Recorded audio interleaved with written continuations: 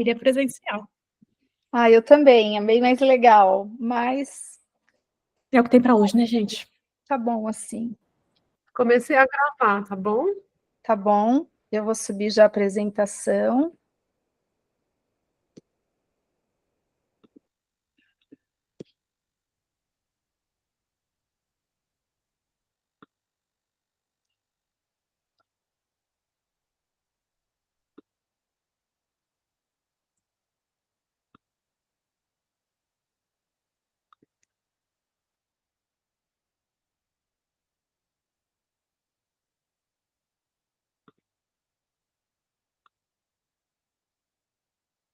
Vocês já estão vendo a minha apresentação? Sim, tá apresentando. É que eu não consigo ver vocês agora. É. Deixa eu botar o tempo aqui. Tempo! Vamos lá. Eu sou doutoranda, né, de design. Em princípio, eu defendo agora, em setembro, se Deus me ajudar, porque eu estou pedindo ajuda para, né, todos os lados. É um momento mais difícil, que parece que o relógio passa mais rápido, né? E eu não vou apresentar para vocês a minha pesquisa, eu vou apresentar um dos artigos gerados da minha pesquisa. É como se fossem 2 capítulos juntos aqui. Então, o título é A Moda Circular como Modelo de Negócio para Desacelerar a Emergência Climática. Essas são as palavras-chave: moda sustentável, economia circular e moda circular. O sumário de hoje. E nossa introdução aqui.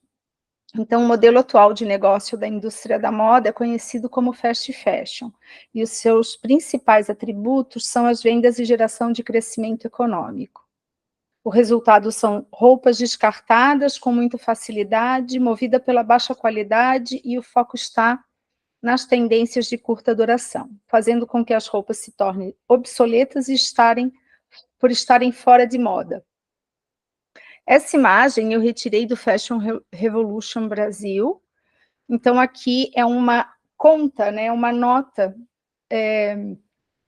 que nós temos no uso de uma roupa fast fashion, né? Então, tem uma série de itens, poluição de microplástico, todos esses itens, e o total dessa compra é impagável.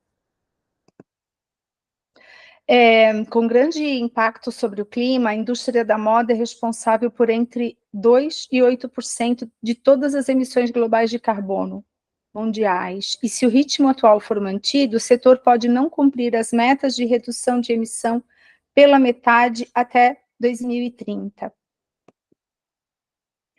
Na COP26, né, para quem não sabe, a COP é a principal cúpula da ONU, que debate as questões climáticas. Existe uma COP por ano, né?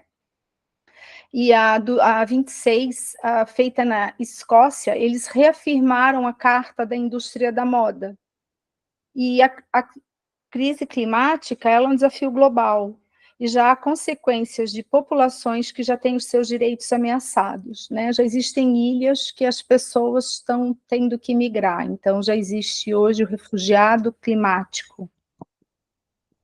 E um pouco o que aconteceu agora no Rio Grande do Sul, né? Muitas pessoas tiveram que sair das suas casas e ainda não regressaram.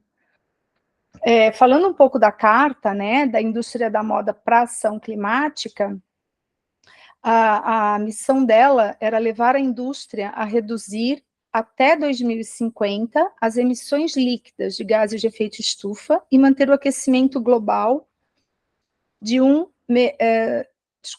inferior a 1,5 graus. Quem assinou essa carta foram 130 empresas e 41 organizações de apoio que se comprometeram com a ação climática. Ela tem uma estrutura para um diálogo e engajamento das partes interessadas na ação climática. Empresas brasileiras que fizeram parte dessa assinatura foi a Renner, foi uma das empresas. Aqui a gente tem uma fala do gerente de ação climática global da ONU, em um momento em que crise climática está se acelerando a níveis sem precedentes, a gente já não fala em crise, a gente fala em emergência, né, urgência climática. Precisamos que a economia real seja líder da ação climática. O fortalecimento dos compromissos dos signatários da Carta da Moda é um excelente exemplo dessa liderança. Aqui é um pouco sobre a carta, né?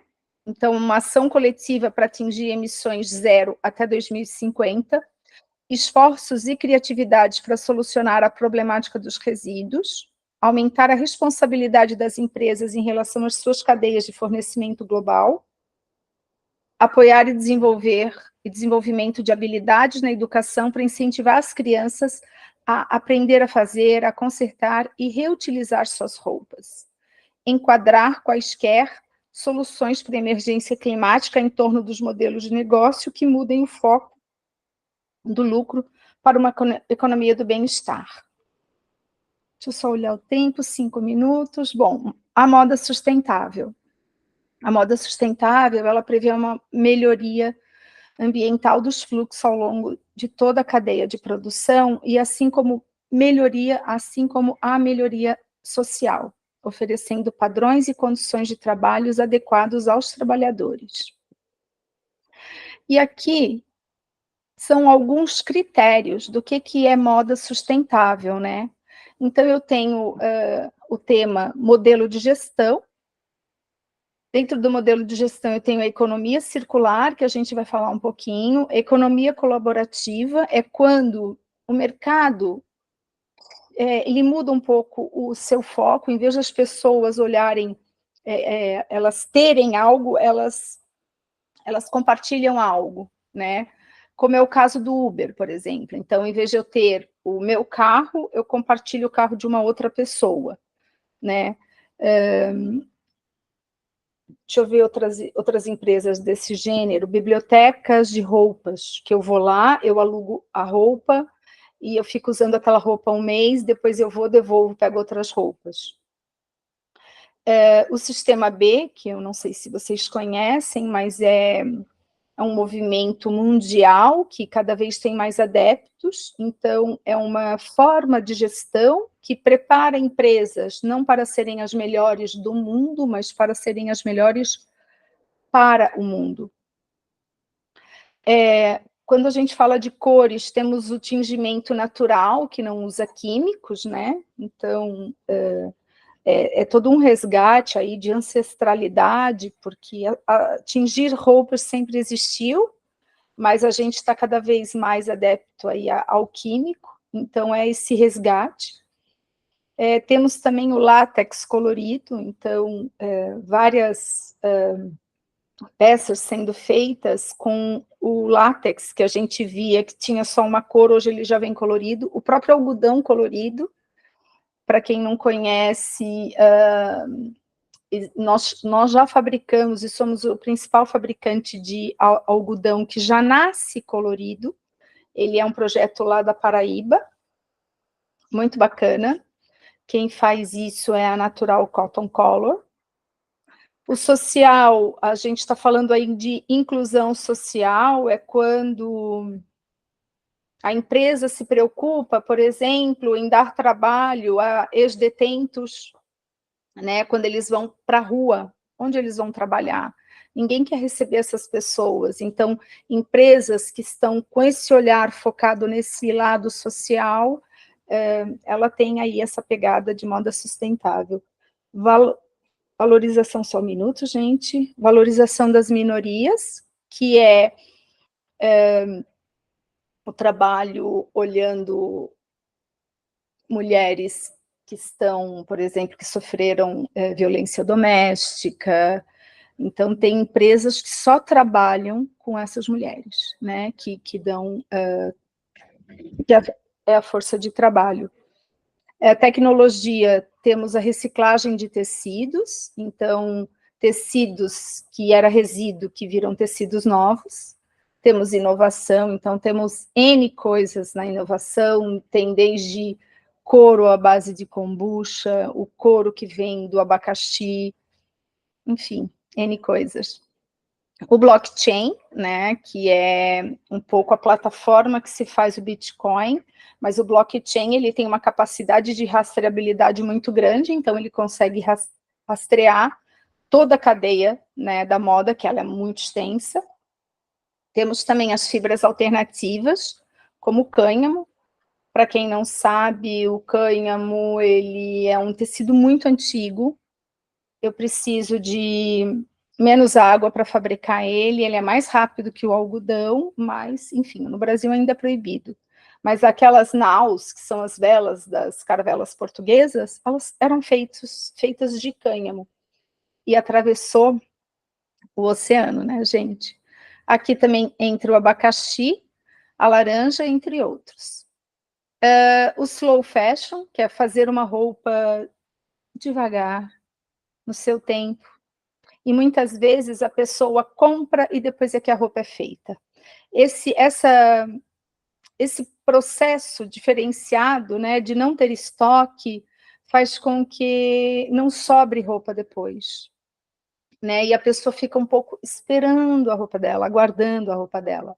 O upcycling e zero waste, que a gente vai falar um pouco mais tarde, e a moda inclusiva, que há quem não considere isso moda sustentável, porque a moda inclusiva devia existir sempre, né? Moda para todos. Então, para pessoas com deficiências visuais, no próprio corpo, pessoas com dificuldade de mobilidade, enfim. O design... 11 minutos já, socorro. Design e economia circular. Então, a economia linear, eu vou já botar a imagem, que eu acho que é bem bacana aqui. Então, a economia linear é essa que a gente vê aqui. Ela é chamada de do berço ao túmulo. É quando todo mercado, né, na verdade, hoje em dia é regido assim, ou quase todo, grande maioria dele, é quando eu tenho a matéria-prima, eu produzo, eu distribuo, eu consumo e eu jogo no lixo. A economia circular, que é esse novo modelo, a gente chama isso de do berço ao berço. Então, é quando a matéria-prima ela entra no ciclo e ela volta para o ciclo, né? Eu tenho pouquíssimo resíduo, né? E nesse caso, a atividade nunca foi tão importante, né? E o design é uma ferramenta aí essencial para construir esses futuros mais sustentáveis, por meio de uma abordagem circular, inovadora e a partir de um olhar sobre materiais e processos. A moda circular. Ela é uma abordagem de design holística que se refere a produtos que são projetados e produzidos para serem usados e reutilizados várias vezes, pelo maior tempo possível, e quando eles não podem mais ser reutilizados, são regenerados em matéria-prima para a produção de novos produtos. É um conceito enraizado na ancestralidade indígena. A moda circular tem como objetivo romper o modelo linear e utilizar o circular. Aqui é uma fala da Schurk. Ela é uma brasileira que mora na Alemanha e ela é muito fera na moda circular. A moda circular repensa têxteis, processo, forma de consumo, design e até modelos de negócio, que preservam o capital natural, prolongam o tempo de vida dos produtos, capturam o valor máximo dos produtos e estruturas existentes e eliminam o conceito do desperdício. 13 minutos. Conclusões. Ai, que bom. Toda a cadeia deve ser observada e os processos valorizados, procedência avaliada, escolha de matéria-prima com menor impacto, relação justa com produtor, produto e consumidor. Na moda têm surgido iniciativas que questionam e desafiam os padrões da economia linear, possibilitando com isso adaptação ou mesmo o aparecimento de oportunidades pautada pela criatividade e inovação embasados no design, utilizando as diretrizes da economia circular. O design de produtos... Desculpem, só para ver se eu Ainda tem 1 minuto e pouquinho. O design de produtos é um grande aliado desse processo, pois a fase de concepção é muito relevante e vale ressaltar a importância de pensar no objetivo e na função de cada peça que será desenvolvida. Os produtos de moda devem contribuir para um desenvolvimento positivo e bem-estar dos ecossistemas e sociedades, e seu ciclo de vida não deve causar nenhum impacto negativo, social nem ambiental. Por meio da colaboração, unida pela transparência de uma visão para as economias regenerativas e circulares, a moda pode ser um agente transformador e tem a oportunidade de usar a sua influência para o bem do planeta e das pessoas perante a maior ameaça que a humanidade enfrenta. Mas para que o potencial da moda seja reconhecido como parte da solução climática, é preciso que os esforços sejam coletivos e visem o bem comum. 14h40,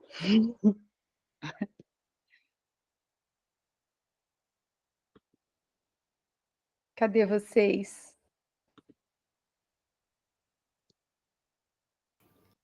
Estamos aqui. Oba! Já pode fazer pergunta agora? Olha... Ou vai fazer tudo no final? O ideal era no final, mas a Suzete, obrigada. A Suzete pode, se quiser, podemos abrir para perguntas, Suzete, eu deixo para o final. Não sei se ela ouviu. Eu acho. Primeiro, parabéns pelo tema. Achei super bacana. Obrigada. Muito legal. Na verdade, a minha pergunta é uma curiosidade, mas aí depois eu faço no final. Eu acho melhor a gente deixar para o final. Guarda ela, não esquece. Quem que vai agora, Camila, porque é uma... Por ordem alfabética? Seguindo ordem alfabética, é isso? Então, vamos lá. Eu vou só tocar o start aqui, Camila, quando você começar a primeira fala, tá? Tá, eu tô aqui também com o celular do lado, com o cronômetro.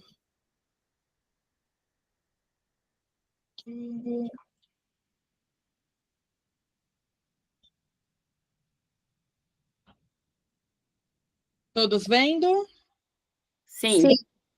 Ótimo. Eu sou a Camila, sou mestranda ainda, agora né? Não estamos mais vendo, querida. Agora. Saiu a apresentação. Calma, então. Deixa eu voltar. Eu coloquei em tela cheia, voltou agora para vocês ou não? Não. Ainda não. Você fez aquela compartilhar a tela? A janela. Janela, estou colocando minha apresentação aqui. Fecha ela e abre de novo. Fiz isso. Agora foi. Foi? Foi. Deixa eu ver se eu consigo colocar como modo de apresentação. Continuou? Boa. Foi. Ótimo. Eu sou a Camila, sou mestranda aqui do programa de pós-graduação. Estou em fase de finalização. O projeto que eu vou apresentar agora para vocês ainda não está com as questões finalizadas, mas dá para ter um parâmetro geral do que é a minha pesquisa de fato. Vou colocar aqui meu cronômetro também. Eu falo sobre o design de mobiliário urbano e o foco específico sobre o Largo São Francisco, aqui do centro de São Paulo, né?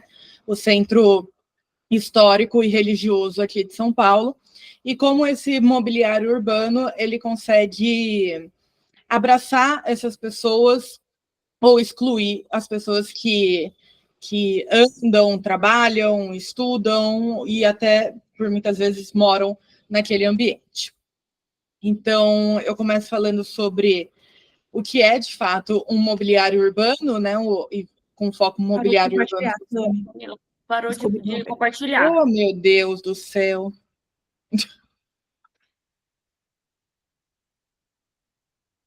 Vou fazer uma parada aqui para os problemas técnicos. Perdão.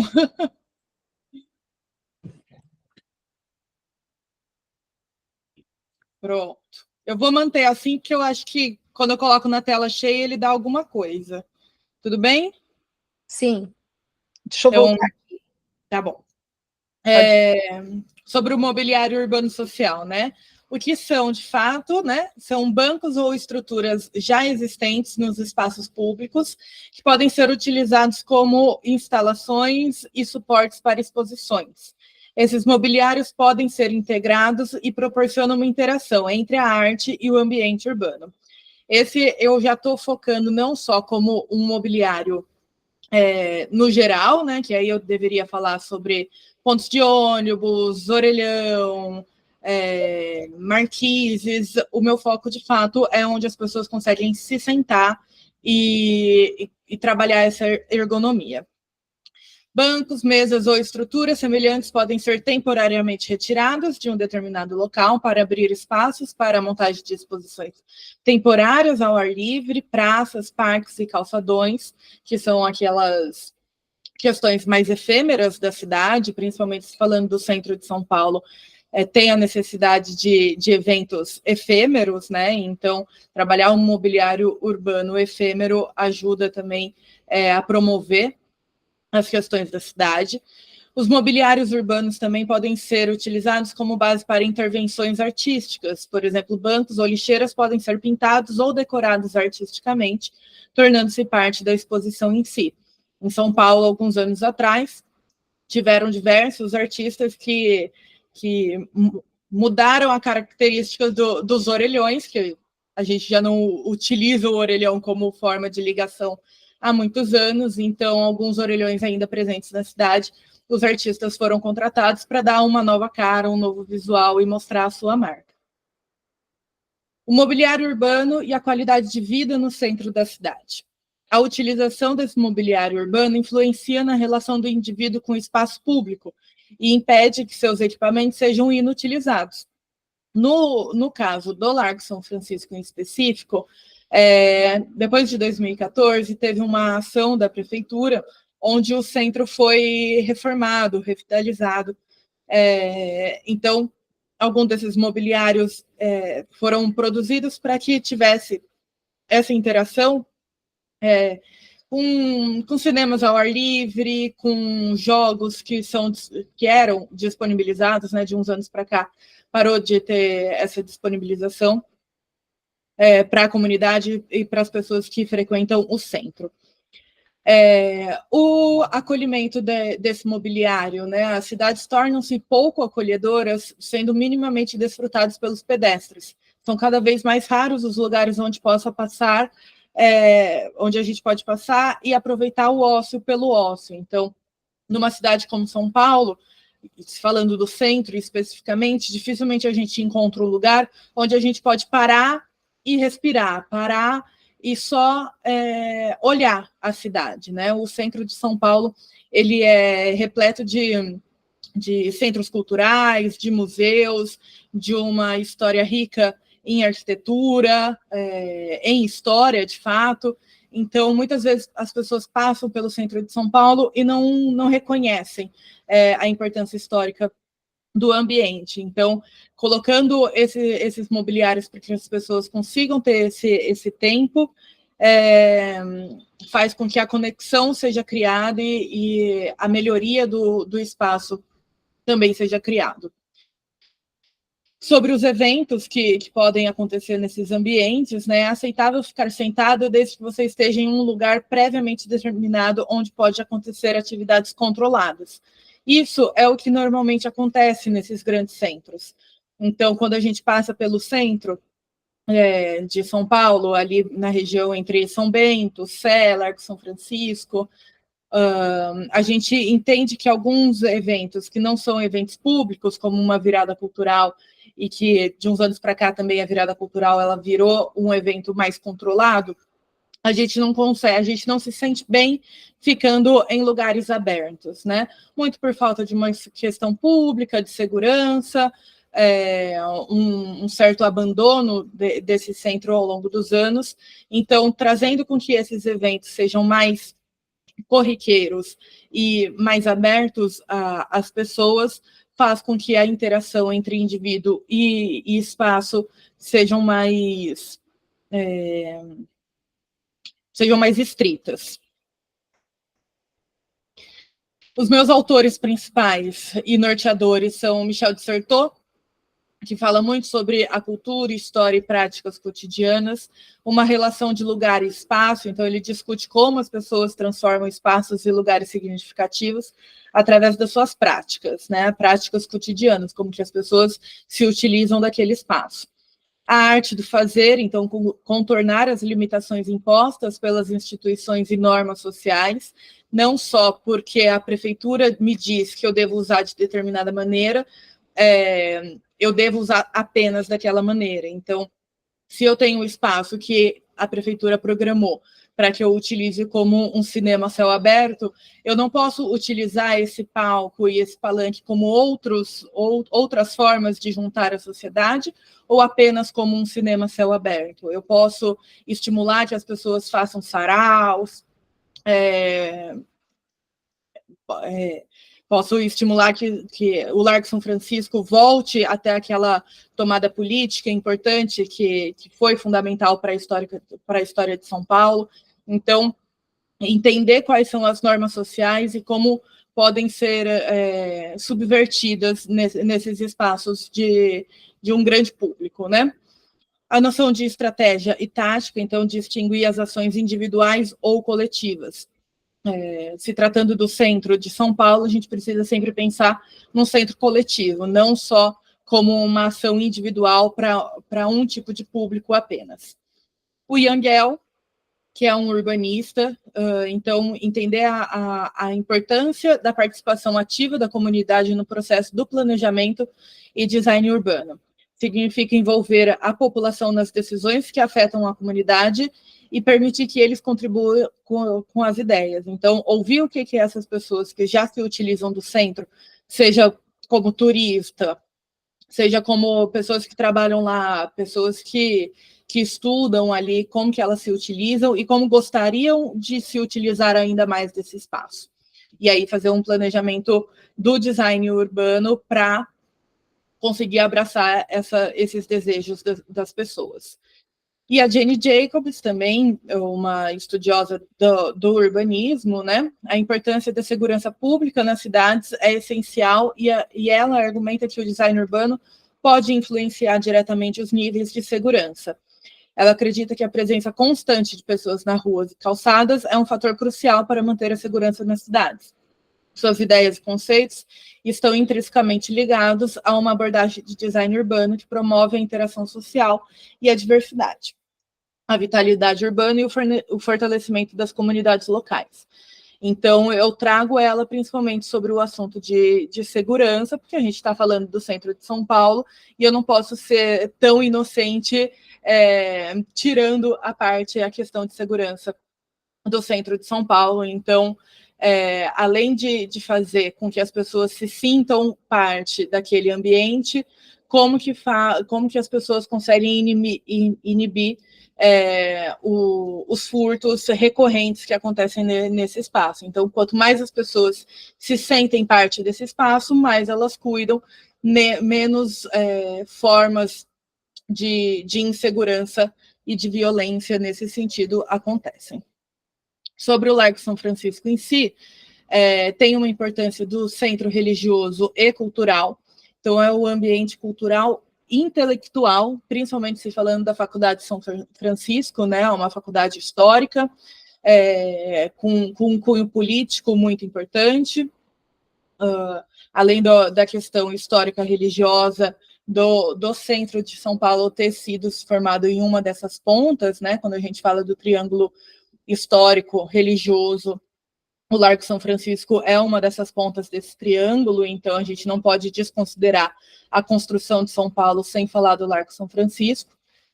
Sobre o programa Céu Aberto, Centro Aberto, desculpa, que é um programa da Prefeitura de 2014, que foi implementado com os decks de madeira, equipamentos de lazer, brinquedos, jogos e a infraestrutura para apresentações. Antes disso, era um espaço residual, né, um vazio residual ali no centro de São Paulo, e gradeado, cercado, que as pessoas não conseguiam ter acesso.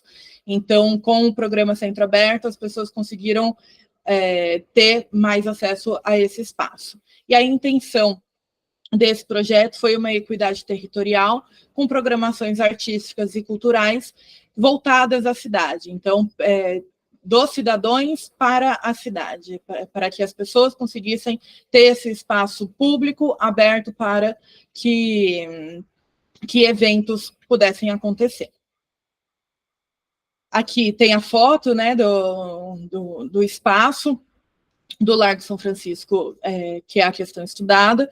Então, com uma premissa de cultura livre, né, que é um espaço de descanso ao ar livre, tanto para os moradores da região como para os trabalhadores e estudantes, além de incentivar a permanência noturna graças a atividades de lazer que em 2014 foi implementado, né, como o cinema e o karaokê na praça, além de festas nos finais de semana.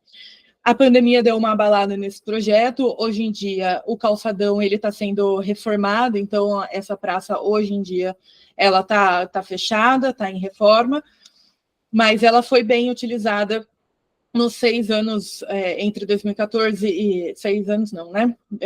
Entre 2014 e 2019, quando foi que começou a pandemia, né? Lá em 2020. Então, nesse tempo a praça foi utilizada com esse novo propósito, né? Aqui algumas fotos. Tá, Camila? Oi?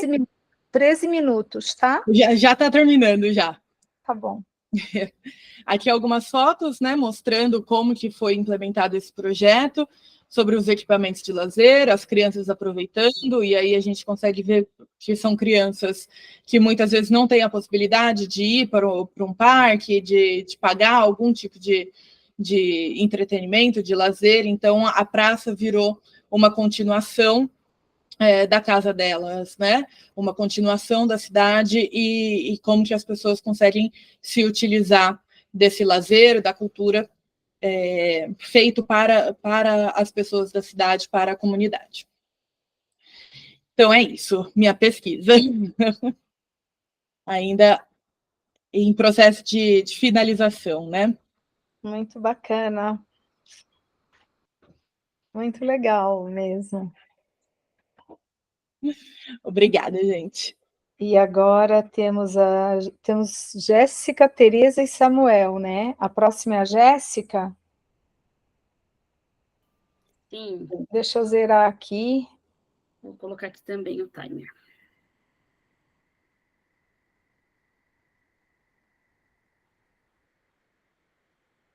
Eu adoro o centro da cidade, eu acho incrível, incrível. E eu acho muito bacana essa volta, né? Tem vários prédios sendo reformados, acho bem legal.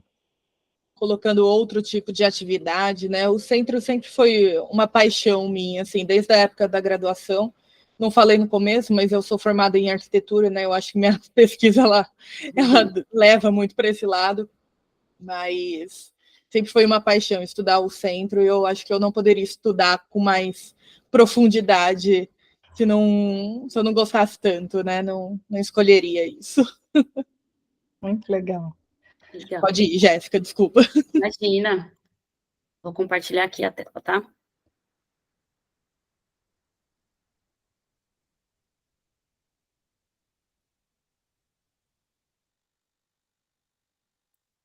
Tá aparecendo já? Não. Depois não? Não. Agora sim. Tá, aqui eu não consigo ver vocês. Enquanto eu estiver compartilhando. Continua aparecendo agora que eu coloquei em tela cheia? Sim. Ok. Eu me chamo Jéssica, eu estou cursando o mestrado, eu entrei nesse semestre, então vou apresentar aqui para vocês como que está a minha pesquisa até o momento, tá bom? O tema da minha pesquisa é arquitetura e design para a saúde mental, design como estratégia para amenizar a depressão e ansiedade no século XXI. E a minha orientadora é a Priscila. Aqui uma apresentação sobre mim, eu sou arquiteta e urbanista, fui formada na Belas Artes, eu tenho especialização em neurociência e arquitetura através do IE de São Paulo, né? E agora eu estou no curso de mestrado da IMB Morumbi. Então, assim, o meu tema, ele é como a arquitetura ela pode influenciar de maneira positiva a saúde mental, tendo como estratégia projetuais, né, visando contribuir esse transtorno, né, que tem aumentado muito, principalmente pós-pandemia, que é a ansiedade e depressão. Segundo a ONU, né, ansiedade e depressão, ela tende a ter, assim, um crescente número daqui para frente, então é um tema que requer ter um olhar, né, atualmente. Por isso que eu fiz a escolha desse tema. Aí aqui, o porquê que eu escolhi esse tema, né? A gente já tem muitas pesquisas internacionais que falam que existem, que o design, né, eu estou falando especificamente do design de interiores, ele tem uma redução muito grande no nível de estresse, ansiedade, depressão, ele traz segurança e calma. Através das escolhas de materiais, através do uso da iluminação natural, áreas verdes, cores, materiais, isso tem um efeito significante no nosso humor, né? Pode promover a socialização, a privacidade, enfim. E aí, quando eu comecei a fazer essa pesquisa, eu percebi que no Brasil, essa pesquisa ela ainda é muito inicial. Então, quando a gente olha para fora do país, a gente tem muitas pesquisas sobre isso, né, desde os anos 90, mas aqui no Brasil isso é muito pouco explorado, né? Então, o intuito é fazer um levantamento de tudo que já foi feito lá fora e poder traduzir para a gente, né? Que nós sabemos que nós temos muitas questões aqui que não simplesmente dá para pegar um estudo de fora e aplicar. É preciso olhar com cuidado, olhar a nossa cultura, olhar como que isso vai se traduzir aqui para a gente, né?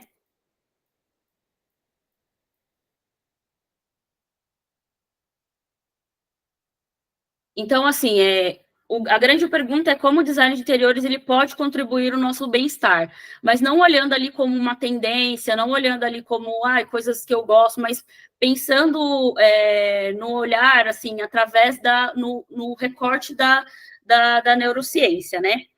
Vinculado com a arquitetura. Então, quais são os objetivos do projeto? O objetivo geral é identificar e analisar exemplares de projeto que já usam o que é chamado de design baseado em evidência, destacando estudos de caso, onde a neuroarquitetura, né, ele tem um impacto crucial no bem-estar. E aí, como vai ser feito isso?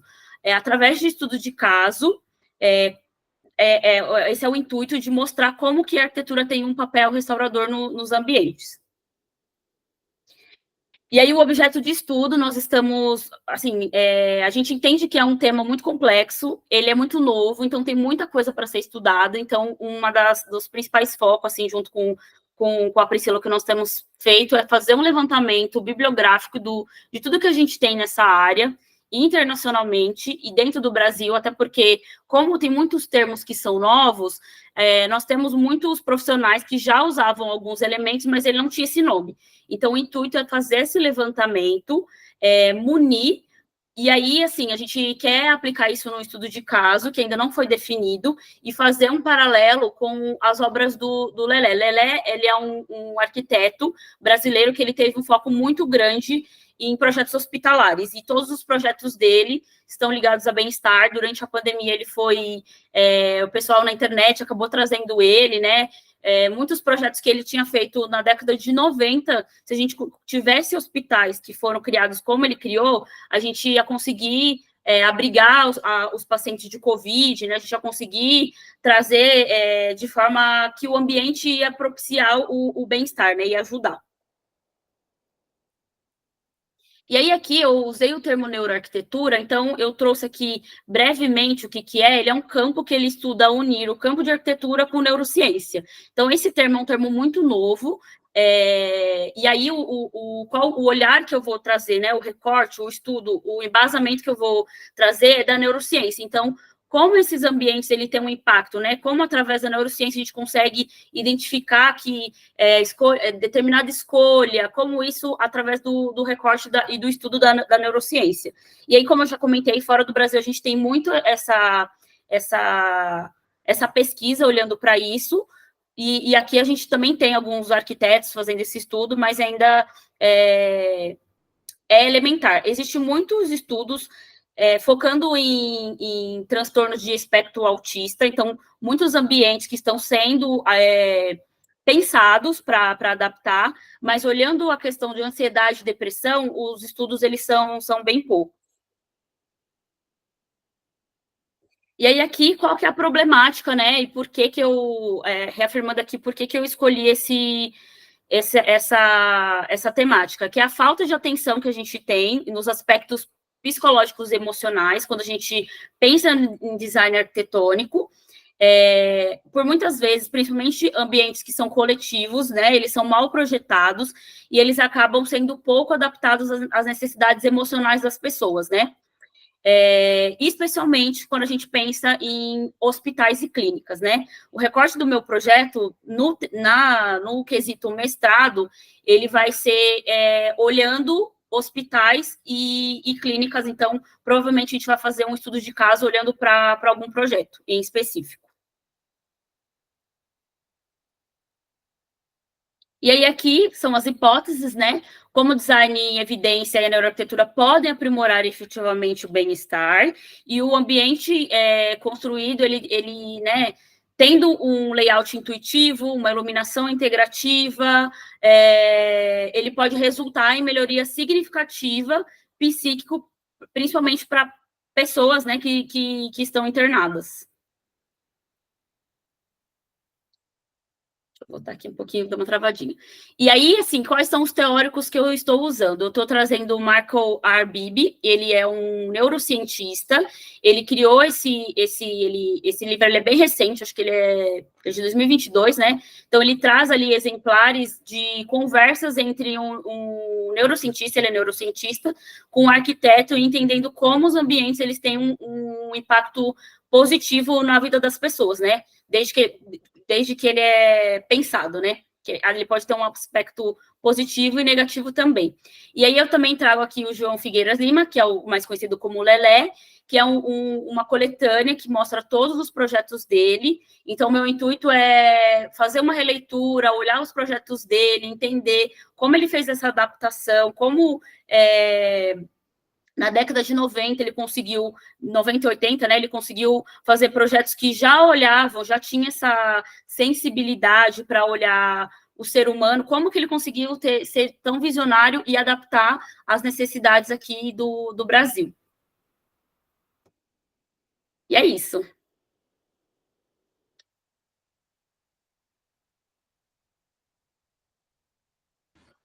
Perfeito. Andréia comentou que gosta do centro, eu já vou puxar o saco do Lelé. Deixa eu parar de compartilhar aqui, que vira essa janela infinita. Pronto.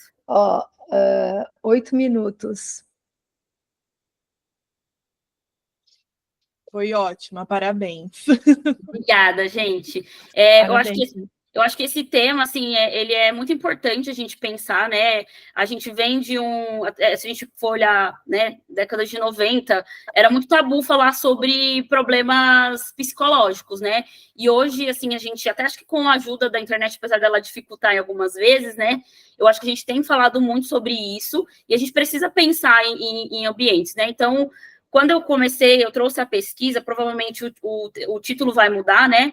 Mas o intuito era olhar para todos os ambientes, mas é claro que no mestrado não dá para fazer isso. Então, a gente vai fazer esse recorte olhando para hospitais, que é a área que eu tenho mais atuação, mas pensando no doutorado é pensar em todos os ambientes, porque a gente está em todos os ambientes, né? A gente está em ambientes escolares, a gente está em hospitais, a gente está na nossa casa, então pensar em elementos, né, em diretrizes, não gosto de usar a palavra regra, mas diretrizes para trazer ambientes que sejam confortáveis, né, porque a gente já tem uma rotina exaustiva, a gente já tem muita informação, eu sei que existem coisas que o designer não consegue atingir, né, que é a questão das redes sociais, que são grandes gatilhos para a nossa ansiedade e até gerar depressão, mas eu acredito que, olhando dentro do recorte que eu consigo atuar, que é o design, em específico, o design de interiores, o intuito da pesquisa é poder trazer isso e aplicar, né, mesmo em ambientes. Tá sem microfone, André. Tem microfone. Muito legal. A Tereza, agora é você. Sou eu, Samuel?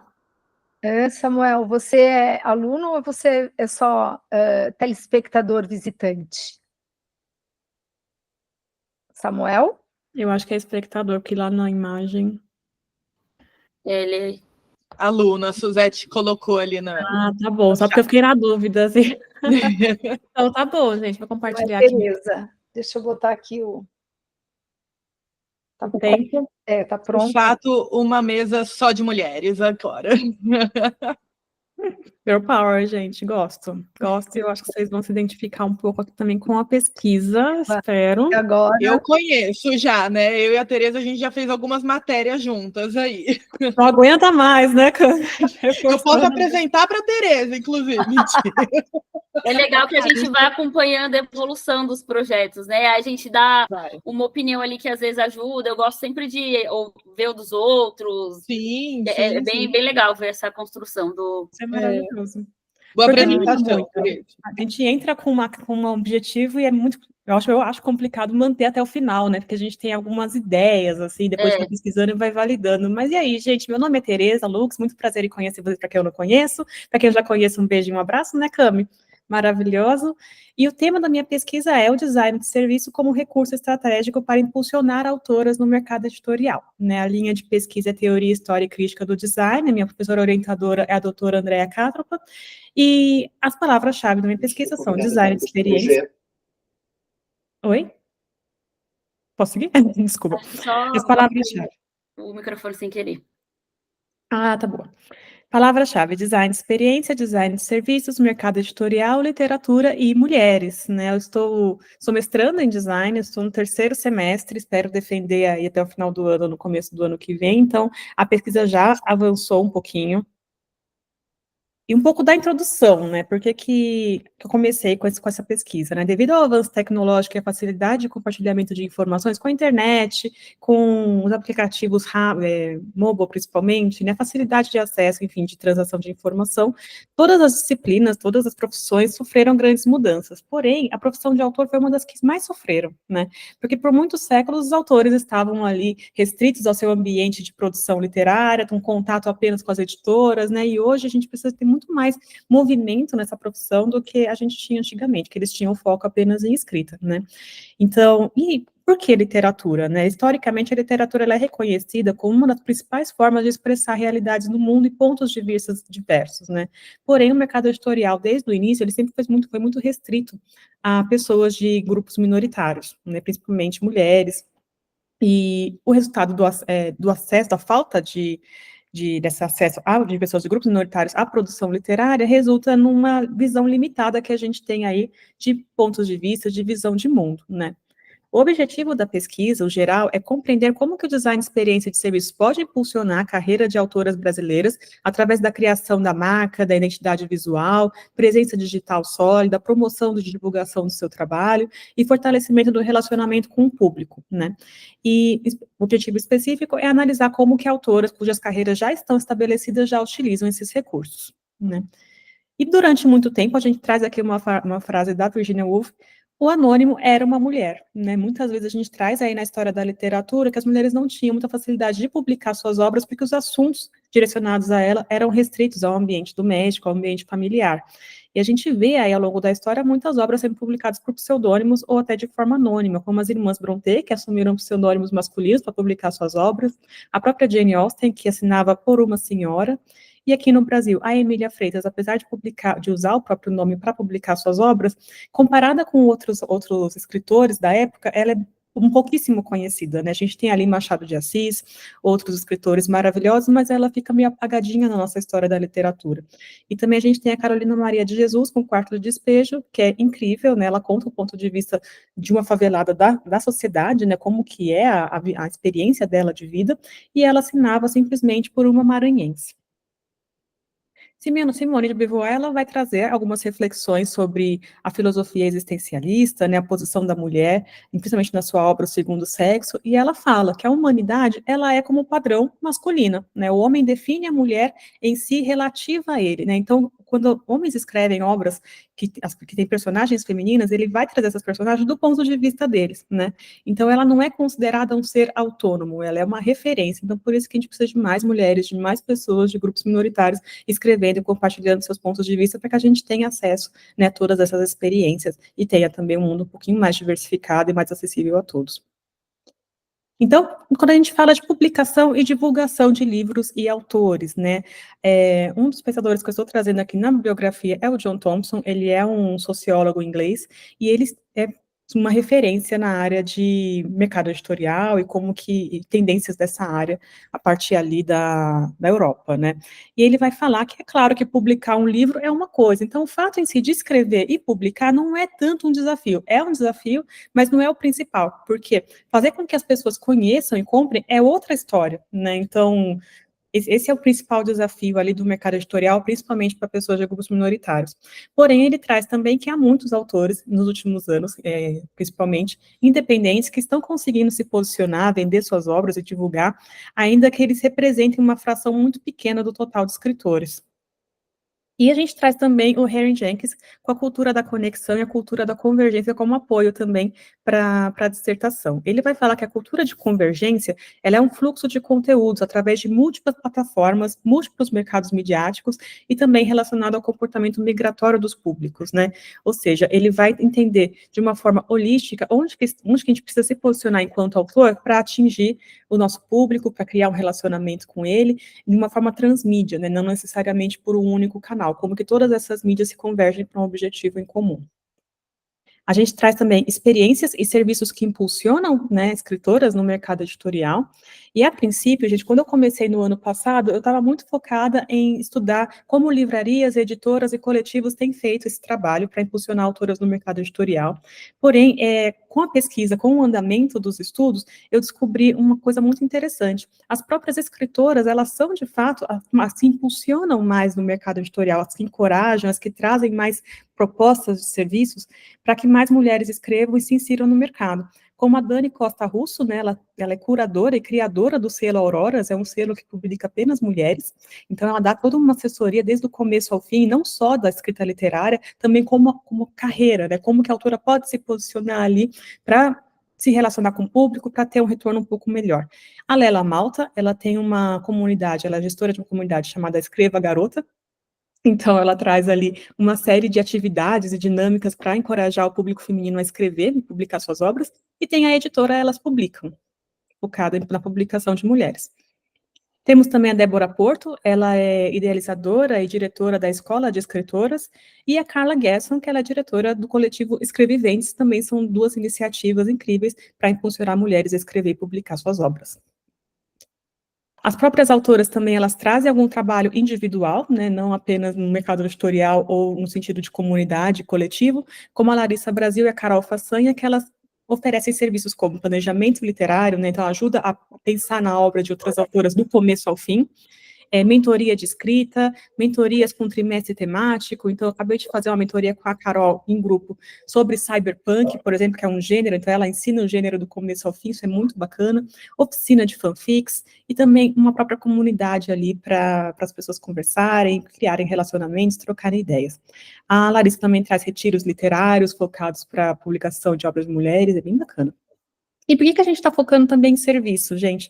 Serviços é o acumulado que é a área, né, no Brasil que mais cresce, né? No acumulado de janeiro a dezembro de 2023, ele teve uma expansão aí que chegou a 55,4% dos 116 tipos de serviços investigados, né? E a gente tem a história que o Brasil é um país que foca principalmente em serviços, né? Na metodologia de pesquisa, estou focando no recorte de mulheres brasileiras cujas obras são classificadas como romance e fantasia. Infelizmente, a gente tem que fazer um recorte, né? Então, esses dois gêneros literários foram escolhidos por serem os gêneros que a gente mais consegue identificar o contexto da mulher dentro do período, né, da história, ali, como essas duas obras que a gente traz. Tem muito de política, tem muito da condição da mulher na época. E os procedimentos práticos e de campo.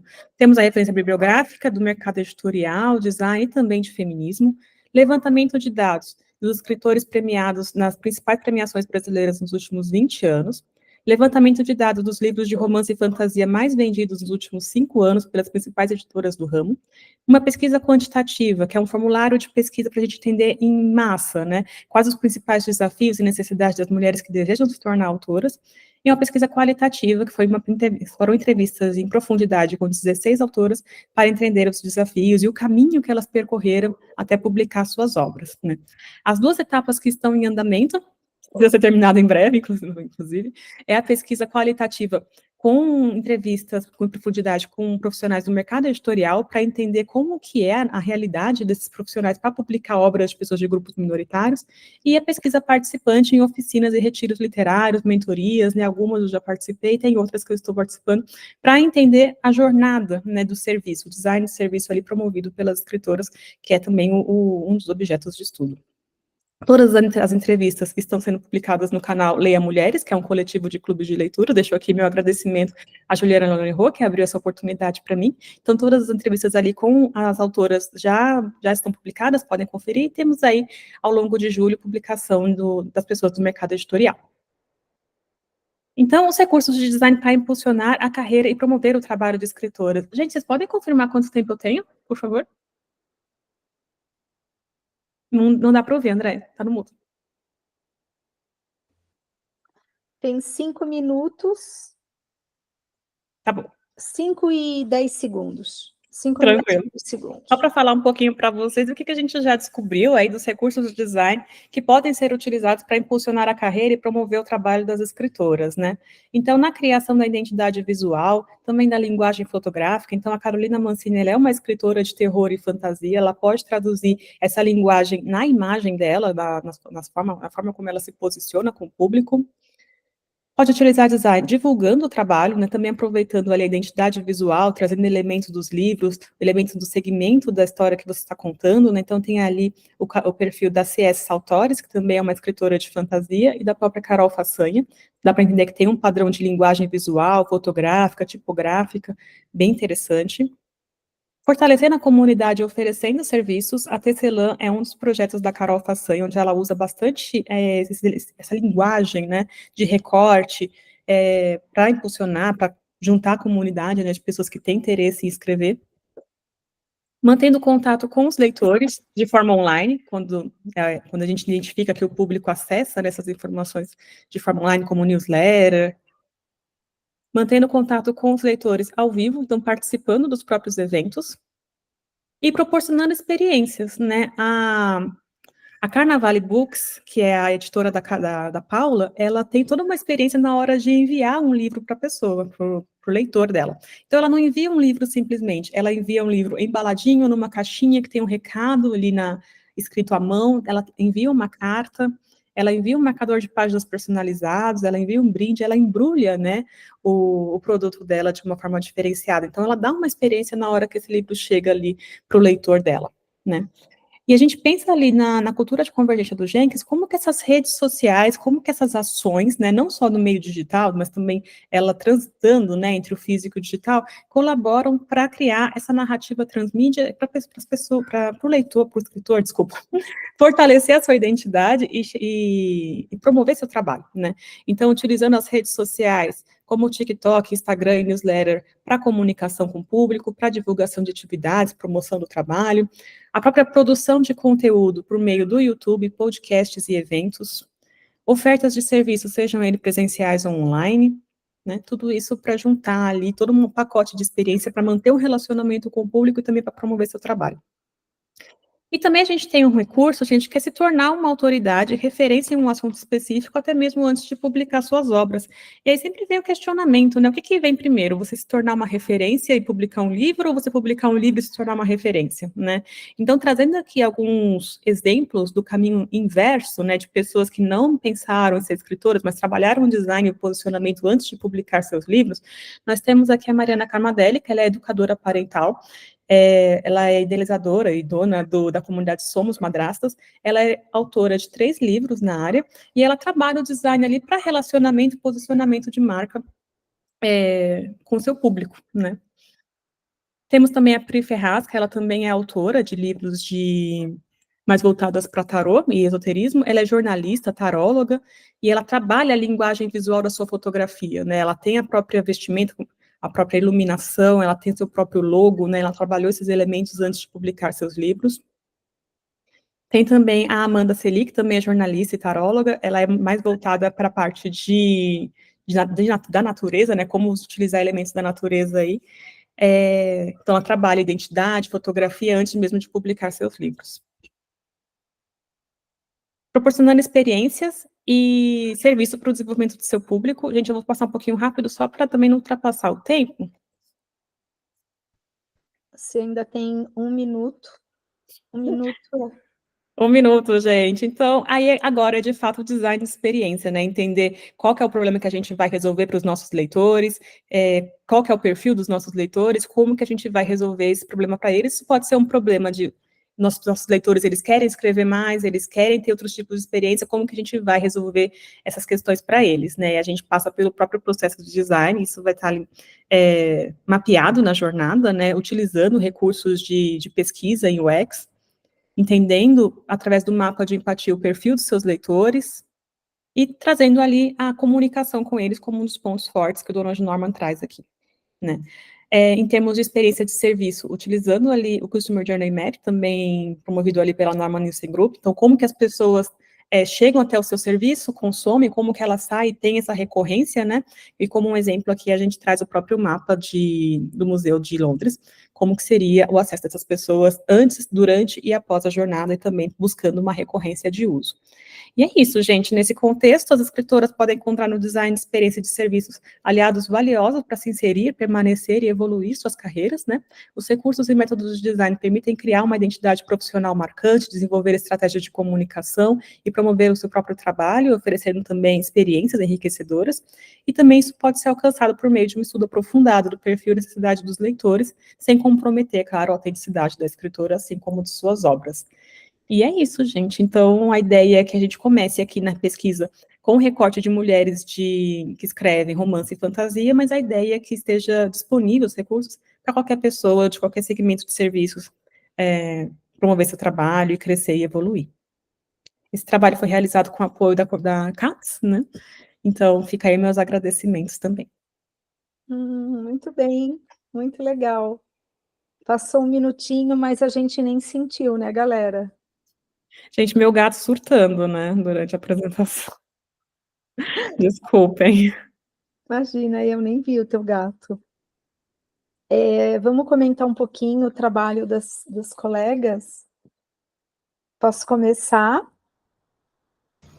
Por favor. Bom, amei todos, né?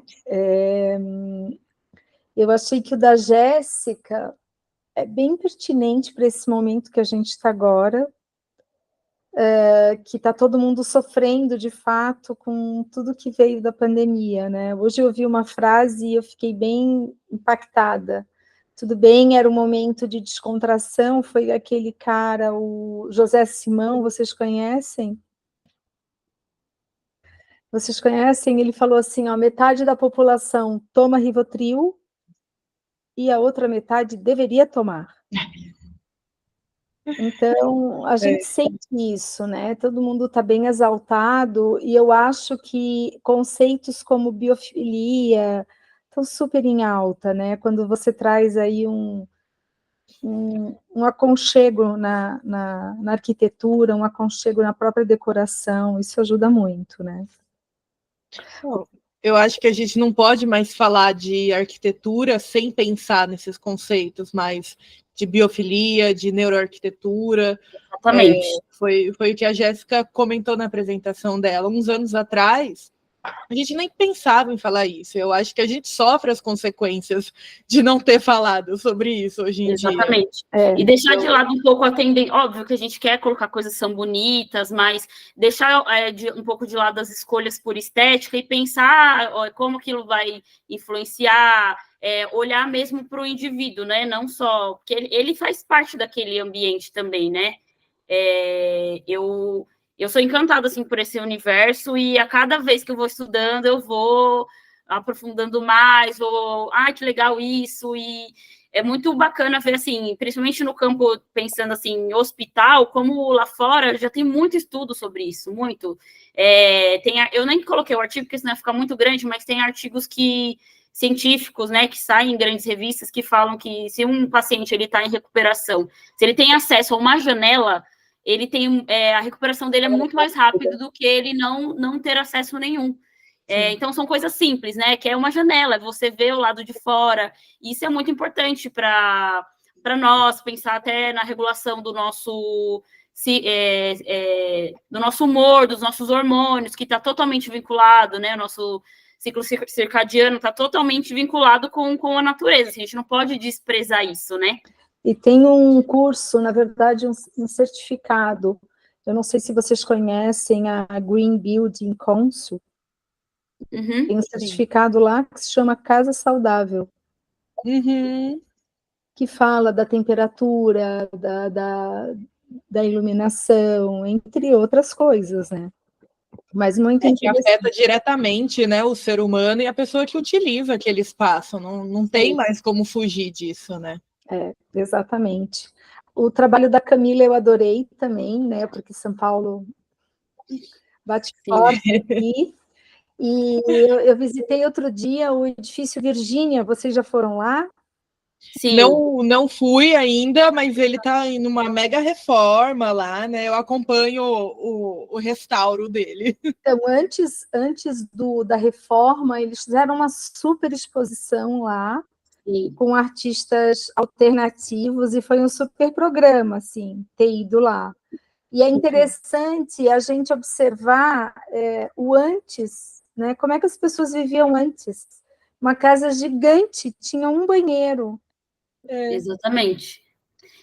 Até quando você estava falando, antes de você mostrar a foto, eu estava pensando de onde é que ela estava falando, até a hora que você mostrou a imagem, né? E eu passei recentemente nessa área, eu vi que estava com tapume, que faz muita diferença, porque trazia muita vitalidade aquele espaço, as pessoas realmente usavam. E eu acho muito legal olhar essa questão de... Sou arquiteta, não tenho como falar que eu não sou apaixonada por São Paulo, né? E também teve, além do Virgínia, teve o Edifício Misericórdia, que recentemente eles estão restaurando. Ele fica em frente à Casa de Francisca, que também está fazendo um super integração ali. Você vê que as pessoas usam. Eu fui recentemente, eles abriram um restaurantezinho que fica virado para a rua. E na Sé, você se sente seguro de estar ali. Óbvio que a gente sente um pouco exposto. Você não fica tão livre como se você estivesse dentro de um bairro, mas você usa, você fica ali sentado. E eu acho que isso também, essas discussões também traz o olhar para a gente pensar na segurança das pessoas, não na segurança também só do patrimônio, né? Porque se a gente está pensando na segurança das pessoas, consequentemente, a gente vai estar pensando na segurança do patrimônio, porque as pessoas vão usar, elas vão se sentir pertencentes, e aquilo ali vai ter Sem vida, dúvida, né? E, Tereza, o teu trabalho é muito incrível, viu? E eu acho que não dá uma vontade de sair escrevendo, gente. A gente, a escritora que está aqui escondida, tudo bem, né? Para a gente estar nesse papel que a gente está, a gente curte escrever. Porque quem falou para a gente que vocês vão estudar, não, vocês vão escrever. E muito, né? E eu acho que todo esse back-office, toda essa parte que está por trás, né, de uma escritora, às vezes a gente fala, essa deu resultado, aquela não deu. O que realmente, que ferramentas é que elas usaram? Né? Às vezes não é só sorte. Eu acho até que a história da escritora de Harry Potter, ela tentou vender o livro dela para outras editoras e ninguém comprava. E um dos casos interessantes dela é que o editor sugeriu que ela usasse as iniciais, porque as mulheres não eram reconhecidas pelo público como boas autoras de fantasia. Então, você vê, mesmo ela, que hoje tem várias frases controversas que ela tem dito por aí, tem essa questão, né? Não, use iniciais, e ela recentemente tem publicado livros policiais sob pseudônimo masculino, porque provavelmente homens são mais reconhecidos como bons escritores de obras policiais do que mulheres. Então até ela hoje já é reconhecida, né? Ela no patamar que está ainda precisa mudar o nome, né? Sim, mas se você for ver, por exemplo, Fernando Pessoa, quantos pseudônimos ele usava? Exato. Um monte. E por que será que ele Número. usava tantos pseudônimos, né? É uma questão mesmo, né? Por que será que ele utilizava tantos, Porque se assim? você tem só um nome, você é conhecido, então é mais conhecido. Se você distribui, a não ser que ele tenha tido vários estilos, não sei. Tem Para muitas cada questões do estilo, uso um de nome. pseudônimo para mulheres, né? Por exemplo, mulheres que escrevem obras eróticas, que aí não querem ser identificadas, porque depois o público pode ir atrás dela, ou ter maus entendidos, né? As pessoas podem tomar liberdades, porque a pessoa escreve desse segmento, ou até para, não, eu uso esse nome, fiquei muito famosa com esse nome por publicar tal gênero, eu quero publicar de outro gênero literário, né? Então, querem fazer essa diferenciação até para não associar. Mas para mulheres é uma questão muito mais aprofundada, porque, por exemplo, tem segmentos que não são ditos aceitáveis para elas, né? Então, é interessante estudar o uso do pseudônimo para mulheres também, porque é um outro contexto, provavelmente, do que o Fernando Pessoa. Sim.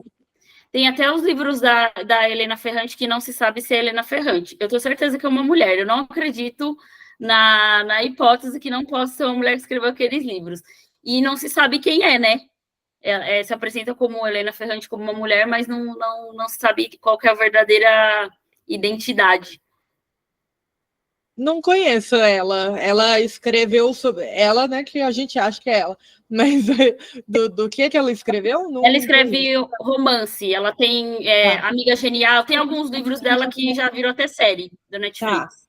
Tá. E assim, é muito legal, muito sensível, assim, é incrível assim, a literatura dela. Interessante.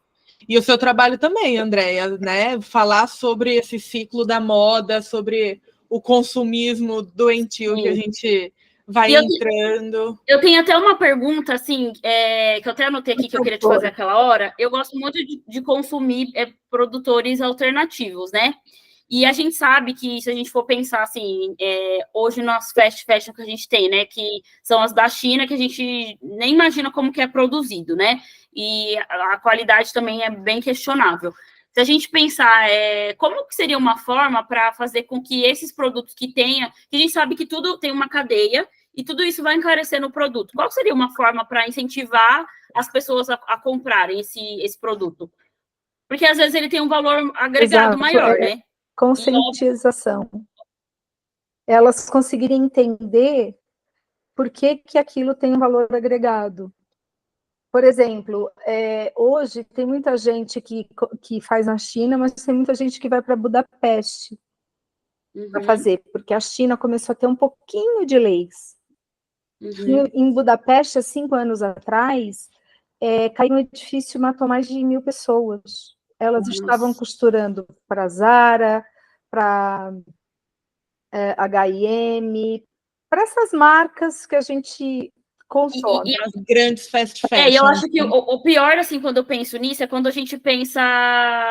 Claro, assim, não é um discurso a favor, mas quando você pensa que é uma marca desse tamanho que está usando isso. Porque quando você vê um produto que você vê lá, R$10, sei lá, uma camiseta, você fala, tem alguma coisa estranha aí. Mas a gente está falando de um produto que vai para a prateleira muito caro.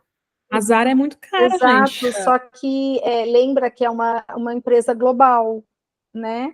E aí, às vezes, o que não faz sentido? Você tem um sapato, aí a sola do sapato, ela vem do Brasil, lá da Amazônia, de látex. O couro vem da Itália, não sei o que, o cadarço, sabe? Então... É mundial mesmo, né? Vem vários produtos de vários lugares para montar um negócio, para depois voltar. Então, eu acho que é muito importante a gente fazer cada vez mais um consumo local, olhar para as marcas próprias. Sim. Quando caiu esse prédio em Budapeste, as pessoas queriam saber como é que elas iam entregar as coleções, os donos do prédio. Pessoas morreram, muitas, né? Então, assim, eles viam rachaduras nos prédios, durante o miolo do prédio, assim, e eles não queriam saber, eles estavam ali. A mesma história que o Dia Mundial da Mulher, né? 8 de março, ele foi Foi em homenagem a costureiras que foram trancadas para fazer uma coleção e pegaram fogo, a fábrica pegou fogo e elas morreram queimadas. Então, vem daí também. Aí você tem, por exemplo, um couro, né? Se você tem um couro que você faz, que a parte que ele é curtido é toda certinha, a quantidade certa de produtos químicos, o tempo, tudo certo, ele tem um preço, ele é macio. Agora, se Sim. você pega um couro que o cara faz de qualquer jeito, o cara, ele mesmo, está quase sem roupa para manipular aquilo tudo, ele se machuca, ele se fere, tem muito chumbo, que depois já dá problema em quem usar. É claro que é um couro mais barato. Então, o barato tem que ter muito cuidado. E quando você olha para uma roupa e acha que aquela blusa pode segurar aí 10 anos, enquanto que a outra vai durar uma estação, se você colocar isso no papel, você vai preferir comprar de 10 anos, a não ser que você não possa. Que eu acho que entra muito nisso, né? Acho que até nesse recorte de classe, quando a gente está olhando para uma classe média, eu acho que a classe média ela consegue fazer essa distinção e pensar da onde vem essa roupa, sabe? Por que eu estou consumindo esse produto? Não só de roupa, mas de todos os produtos. Mas acho que quando a gente está falando de classes inferiores, às vezes a pessoa ela não consegue, né, ter esse acesso, né? Isso eu digo até mesmo no campo que eu estou atuando. Eu estou falando dentro de um recorte de alguém que já tem saneamento básico. Se eu for olhar para um outro recorte, estou falando de, né? Sim. É real. Faz toda a diferença ter essa análise crítica. É a alegria da pessoa. Ela juntou, ela trabalhou para ter aquela peça. E aí ela quer ir lá e conseguir comprar aquilo. E eu acho que a gente também tem que pensar até no uso eu gosto muito de brechó, né? Até tirar esse olhar que as pessoas têm, porque é roupa usada. Eu acho que também ter esse olhar de reusar a roupa, assim, né? Que às vezes ela tem um fim para você, porque você não se adapta mais a ela, não serve mais em você, mas ela vai servir para outra pessoa, assim, exatamente. Né? Não descartar, né? Sim, é a segunda mão, né? Também é visto como moda sustentável. A roupa mais sustentável que hoje tem é aquela que já existe. Exato. Então, tem peças ótimas aí de segunda mão que tem muita vida pela frente. São peças perenes que vão durar aí anos e anos. E a gente tem que evitar também o poliéster, né? Então, a gente tem que ir para tecidos mais naturais, tentar comprar o algodão. Eu sei que o linho é caro, mas o algodão já é muito ok, porque é melhor para o corpo também, né? O poliéster, ele é um plástico. Então, se o algodão é enterrado, e o poliéster também, daqui a 100 anos, você desenterra, o algodão já foi. O poliéster está lá. Sim. Então, são várias coisas. Várias questões, né, para se pensar nesse mundo. E todas necessárias, né, gente? Porque você vê, a moda é uma indústria tão conhecida por não ser sustentável, né? Por produzir e é uma cadeia muito grande, né? Começa desde o cara que planta o algodão e vai até o consumidor, passando para o desfile, por toda a concepção da roupa, pela transformação, manufatura da matéria-prima. É um negócio gigante. Quantos descartados, né? Porque não vendeu e joga fora, não recicla, né? Eu acho que era no Chile, não lembro muito bem, mas era um país aqui da América do Sul, que tinha montanhas de roupa, né? Isso, no Atacama, montanhas de roupa. Eles acabaram de fazer lá um desfile de moda. No meio do lixão. Caramba! E é isso que a gente precisa, desse olhar, dessa consciência, né? Porque quando se fala na palavra moda, vem uma coisa na nossa cabeça, glamour. Só que não, tem muita coisa por trás que precisa ser olhada, que precisa ser mudada. Então, e são processos que são lentos, né? Porque é como quando você vai virar o guidão da bicicleta, é fácil, né? Mas a moda é uma indústria gigantesca. Então, imaginem se virando o volante de um transatlântico. É devagar. Não é uma manobra fácil, né, para mudar. Não é. Como eu estudo mulheres, né, o legal da moda que eu mapeei foi a própria questão da vestimenta. Mulheres não usam bolsos, não precisam de bolsos, né? E recentemente tem feito, até que tem uma brincadeira com isso no filme da Viúva Negra, né? Da Marvel, que ela fala, muitos bolsos, eu tenho muitos bolsos, porque ter bolso significa que você tem liberdade, você pode colocar suas coisas ali, né? Exato. E recentemente eu vi uns vestidos de noiva com bolso, assim, eu achei maravilhoso. Não é? Que você pode sempre botar o batonzinho, o celular para tirar aquela selfie. E a noiva carrega onde o celular? E o Não óculos? carrega Se porque, né? essa noiva já É passou dos 40, se essa noiva passou dos 40 ou dos 50, ela tem óculos. é uma questão política do posicionamento da mulher, né? Eu acho bem legal a moda quando ela trata e retrata isso também. Verdade. Bom, mais alguma questão? Eu só queria comentar uma coisinha com a Jéssica, na verdade, que o tema dela me lembrou muito uma dissertação, inclusive de uma ex-aluna de mestrado aqui, hoje em dia ela faz o doutorado na Unicamp, e é uma professora de graduação de arquitetura e de design aqui da EMB. E o trabalho dela é sobre neuroarquitetura voltada para pacientes com Alzheimer. Uhum. Então, eu acho que, não sei se você já deu uma olhada aqui, né? Deve estar nos arquivos aqui do PPG, que com certeza ela arquivou, chama Bárbara Faria. Não sei se é interessante para a sua pesquisa, mas como você né, vai trabalhar com essa questão dos hospitais e tudo, eu acho que talvez uma biografia, uma referência bibliográfica do trabalho dela possa ser interessante para você. Sim, obrigada. Imagina. Bom, é isso, né, gente? Eu acho que a gente fez a nossa tarefa de hoje, né? Fizemos. Cadê a Suzete? Concluímos. Suzete, estamos indo. Eu não sei se ela está ouvindo a gente. Escrever Ela no deve chat. estar em outra mesa também, né? Deve. Tinha bastante mesa acontecendo. Ah, voltou. Caiu. Deixa eu botar aqui um bilhetinho.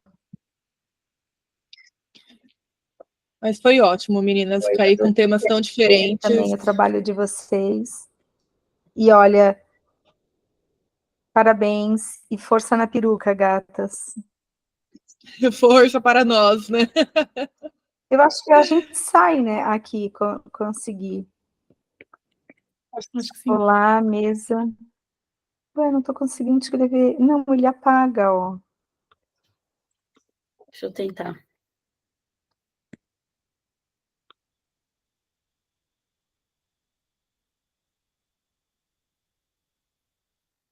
Tá mudo. Vejam aqui também, olha, eu estava encerrando a outra mesa. Super beijo, viu? Obrigada. Os trabalhos estão, as pesquisas super bacanas lá.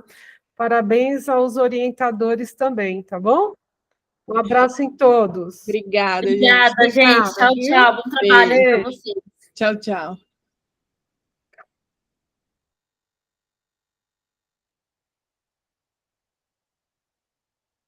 Agora eu voltei.